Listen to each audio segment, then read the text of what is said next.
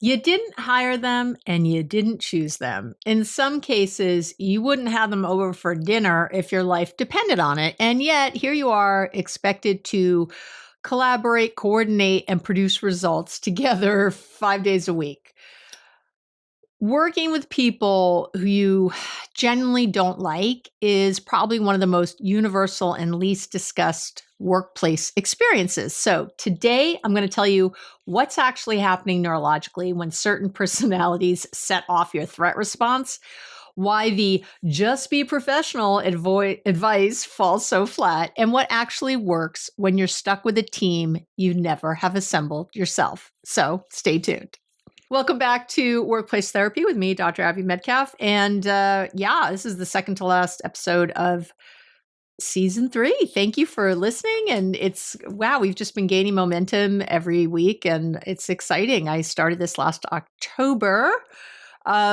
It's feeling really good. So thank you. All right. So why do some people just bother you so much? What is that, right? When a particular colleague reliably irritates, drains, sets you on edge, your nervous system is responding to something real. It's just not always what you think it is. Now, there's research in neuroscience and social cognition, right? There's a lot of it. And it shows that we have automatic threat responses to certain personality characteristics, certain communication styles, and certain behavioral patterns that when they clash with our own. Now, these responses evolved initially as a kind of social survival mechanism, right? So if you think about our ancestral environments, right? People whose values, signals, and behaviors were too different from the group, they were like a real risk. They were a genuine risk. So your amygdala, that fear part of your brain, still fires the same way today when someone's working style communication approach or interpersonal manner registers as not like me. Okay. So even when the stakes are, I don't care, like a project deadline, rather than physical survival, it doesn't matter. Your brain treats it the same way. So the people who bother you at work the most tend to fall into a few categories. Some embody maybe the opposite of your own highest values. So, for example, if you're deeply conscientious, a colleague who's maybe sloppy or cavalier, they're going to activate it's actually a moral disgust response. That's like a real response we have. That's going to feel disproportionate to the actual harm they're causing, or if you even want to call it harm. If you, let me think of another example. If you value directness, someone who communicates in circles, there will feel almost physically uncomfortable to interact with. Okay. This is me. I'm talking about myself. If you're collaborative by nature, right? If you're collaborative, somebody who's a fiercely competitive colleague can feel like a really fundamental threat to the way you believe work should be done, right? I'm naming all the things that bother me anyway. Others bother you because they remind you of something in yourself you'd rather not see, the mirror, right? And that one's, I think, the hardest to sit with, but definitely worth talking about. The colleague who's maybe self-promotion makes you cringe might be activating a discomfort about your own ambition, right? The one whose emotional expressiveness irritates you might be reflecting something you've been trained to keep contained. And this isn't always the case, but it's definitely worth taking a moment for some self-reflection. I've talked before, my mom was a, narcissist, God bless her soul. She's not with us anymore, like a real one. And I always had trouble, like even when I started the podcast and now this one, there's always a push-pull about putting myself kind of on stage. And feeling like, oh my God, I'm going to seem like her, So, you'll see like it'll come up. And when I see people who aren't narcissists, they're not, but they're kind of naturally, they're just very comfortable taking all the spotlight in that way. I can notice myself judging. I'll be honest. I always try to pull that back and notice how I feel. Not everybody who does that is a narcissist at all. And so, it's our own stuff. It's our own take on things that can get in the way a lot. And the distinction matters. The reason I'm talking about it, because the approach is different. Okay. And I'll get to more of that in a minute. So why does just be professional, I hear that all the time, not work? It doesn't work. I know. You've been told it a lot of times, right? It's because it asks you to override a physiological response with a behavioral instruction. And that's not how nervous systems work, okay? You have a biological response and they're telling you to think different. That's like telling a diabetic, think different about your pancreas. Make it work. It's crazy. Just be professional means don't let your reactions show. Be pleasant in meetings. Do the work. Shut up. It's okay. And I'm going to say it's not bad advice exactly, but it addresses the output without addressing the input. Right? That's why it feels off. If every interaction with a particular colleague activates your threat response, you're spending a significant amount of cognitive and emotional energy managing that response while simultaneously just trying to do your job. That's expensive. Over time, it contributes to exactly the kind of low-grade depletion that leads to burnout. And I did a whole episode on burnout, so you can go listen to that. But, right, that's what happens. When you have those people at work who really bug you over time and you're just trying to be professional over and over, you end up feeling burnt out. And there's only so long you can manage your emotions because you're using up all your willpower every day.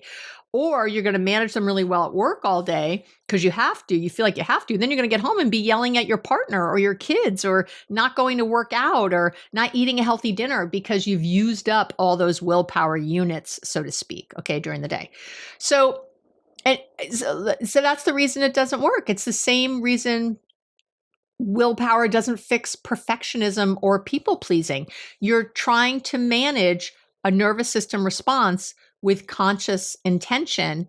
And your nervous system is faster and stronger than your intentions, my friend. And you know it already, right?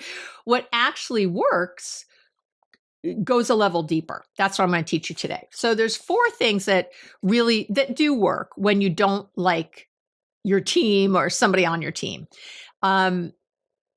And they work at different levels of the problem. So let me explain them. So the first one is to get curious. Getting curious about the trigger rather than just managing it. When a colleague is reliably activating that threat response, the useful question isn't how do I stop reacting? But the useful question is, what specifically is triggering this and what does that tell me? Sometimes the answer reveals a genuine values conflict that's worth naming. I'm going to tell you that. Sometimes it reveals something about your own sensitivities that you can work with directly, do a little therapy, talk to Abby, listen to a podcast. Sometimes it reveals that you've been telling yourself a story about this person that's gotten more elaborate than the original facts would warrant, right? All 3 of those are more useful than white knuckling your way through every interaction with this person. I'll tell you that right now, right? So again, just like I might think, oh, that person is so narcissistic. If I sat with that for a minute and go, okay, wait, why do I think that? Where is that coming from? Is that even true? What's the story I'm telling myself about that? Oh, is this reminding me of my mom? Okay, take a breath. It really does help. It really does. Sometimes the person is. A lot of times they're not, I have to tell you. A lot of times I'm having a reaction that I have to look at. Okay. Number 2 is to reduce the stakes. Okay. So what I'm saying is reduce the stakes you've assigned to this relationship. One of the things that makes difficult team dynamics so exhausting is the way we unconsciously treat every interaction as a test of the whole relationship, right? You do this. When you dread seeing someone, even a neutral exchange can feel loaded. Okay? It can. Oh, I know what he meant when he said that. I know what she was thinking. We get all right. Maybe back in my mother would comment on my hair, and I'm like, oh, I can't believe she commented on my hair. Other people around me are like, she said she liked your hair. Why are you getting so upset? Oh, I know what she means. We can get kind of caught up. I'm really talking about my mom a lot today, huh? Maybe this is a little therapy session for me. Okay. So what helps is consciously narrowing the scope. So what do I actually need from this person to do my work? And in most cases, it's something fairly specific, like, I don't know, their input on a project, their cooperation on a process, their presence in a meeting to listen to something. You're not trying to like them. You're trying to achieve a limited, specific thing with them. And that's a reframe. We call that in cognitive behavioral therapy. That reframe significantly reduces the cognitive and emotional load of each interaction you have with them. And you're going to feel better. I'm telling you right now. Number 3 is, I call it find the one thing, right? Find the one thing. There's research, there's a lot of it. And whenever I say research or I talk about the free download, you can find all that below the video, all the links, or you can go to the website, abbymetcalf.com, and go to this episode. There's a full blog. All the goodies are there. So there's research on perspective taking and empathy activation, okay? And it shows that it's very difficult to maintain a strong negative reaction to someone once you've genuinely understood one thing about them that makes their behavior make sense. Not agree with it. I'm not saying agree with it. Not excuse it. Understand it. Every person you work with has a history, a set of pressures, a nervous system doing its best with what it has. So finding the one thing, the context that makes their annoying behavior at least comprehensible, at least you can understand it, doesn't mean you have to like them or like the behavior. It just lowers the temperature enough to make the relationship workable. And that's what you're looking for. And since we're talking about my mother a lot today, I'll say it, right? So for me, I would think about my mother had a horrible childhood, and her mother had a horrible childhood, and her mother had a horrible, they all were just not great moms. I mean, one was absent. Anyway, not even there. It's not a great, my mother was doing the best she could with the tools she had, which were very limited, right? Very, very limited. And it doesn't mean that I then just, loved everything she did. It meant I could find some empathy, some compassion, some room to not get so triggered when she would do something, because I could remember that. And like, this poor thing, she is just really struggling when she says that. You know what I mean? And I'm telling you, it's worked for me in meetings because I've had it a lot. I've worked with a lot of narcissists. So you can imagine that I get a little triggered, right? And I actually work great with narcissists now because of all the work I've done on this and finding empathy and room to work with them. So, and whoever it is, or someone who's always the victim, maybe for you, that drives you crazy, or always the gossip, or never, whatever, right? Or takes your ideas as their own, or, when you start really thinking that through, you realize that this person, anyone who's putting you down, let's say, they don't feel very good about themselves. That is someone who has very low self-esteem. When anyone is hyping themselves up so dramatically, why would you hype yourself up? If you feel good about yourself, you don't need to do that. As a matter of fact, and you're lifting everybody around you when you feel good about yourself. That's what feeling good about yourself does. When you feel bad about yourself, when you have low self-esteem, you feel like you have to take down everybody around you, right? To be beneath you. So when you feel powerless, that's what you do. So take a minute. All right. And then number 4 is to check yourself, right? That's managing your own nervous system state before and during difficult interactions. I always say, check yourself before you wreck yourself. If you walk into a meeting with someone who reliably sets you off already in a low-grade threat state, the interaction is going to go worse than it would if you'd regulated first. Again, mindfulness. It's practical here. And again, not just even as a philosophical or spiritual practice, but it's a physiological tool, right? Mindfulness is a physiological tool.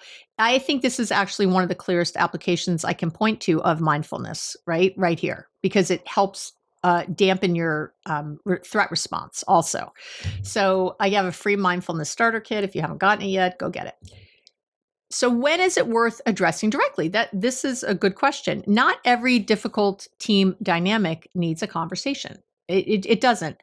Some personality mismatches they're just, I don't know, facts of working life, right? And the most useful response is the internal framework that I just gave you rather than an external one. Okay, that's the most useful thing to do. But direct conversation is worth having when the dynamic is actively affecting the quality of the work. When the other person's behavior is crossing clear professional lines, or when you've been managing your reaction for so long that the resentment is starting to leak through anyway, because you're human, at that point, the choice isn't between having a difficult conversation and maintaining peace, right? It's between having the conversation intentionally and having it accidentally when your patience runs out, because that's not what we want to do, because then you look like the crazy one instead of them. So a few episodes ago was episode 29 on peer conflict. I did one there. That episode really applies here. The specific observation, framing around the work rather than relationship, a concrete ask, right? I want to talk about something because I think it'll help us work together more effectively, right? Much better entry point than anything that starts with, the problem with you is, right? So so go listen to that for sure. If you're going to have a direct conversation, start there. And again, remember, to be effective, you start with the relationship, not the grievance or issue. Like, hey, I want to work better with you. I want us to collaborate better. So blah, blah, blah, blah, blah. And there's also a version of this that's about structure rather than conversation. If the difficulty is fundamentally about, I don't know, things like role overlap, communication style mismatch, unclear expectations, sometimes the most effective intervention is a structural one, right? It is. So maybe like clearer agreements about who owns what, a communication norm that the team explicitly adopts. Like, okay, we're always going to use Slack, same day, you have to respond within 3 hours. I don't know, whatever it is, right? A process change that reduces the number of friction points is what you're looking for. Okay. And again, I'm an organizational psychologist. This is stuff that I've been doing for a long, long time. I have to tell you, often there's a faulty system in place, and that is creating a lot of the problems. So a lot of things I've seen resolved by structural clarity instead of interpersonal processing. I think we go right to interpersonal processing, and there's too much going on at work. We have so much happening. Can we have a better system? Let's start there too. Right? So sometimes the relationship isn't even the problem, it's the setup or the system that's the problem. And let's address that. So the bottom line, I'm working with people you would never choose to even have dinner with. Because you can't always change it, right? But you can change your relationship to it. I'm going to say that again. You can't often change the team or the people, but you can change your relationship to it.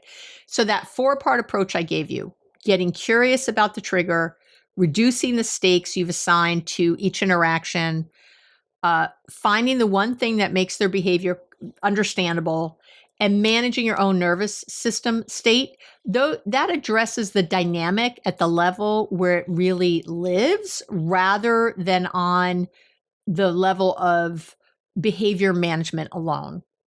Okay. You're probably not going to end up liking everyone you work with. Let's just be real. But you can stop letting the people you don't like have more power over your work experience than they deserve. So that's to me the goal of today. So putting today's lesson into action, I always give you that, right? To put it into action, there's a free team friction decoder. It's a quick tool. It's like 1, maybe 2 pages. It's pretty short for identifying what's actually driving the difficult dynamic and where to focus your energy. I'm just trying to help you sort of problem solve it a little better so you can know which tool to apply. And you can download that again below the video or on my website. Go to this episode. And that is it for this week. Thank you so much for hanging out with me. I hope this was helpful, and we will talk again real soon.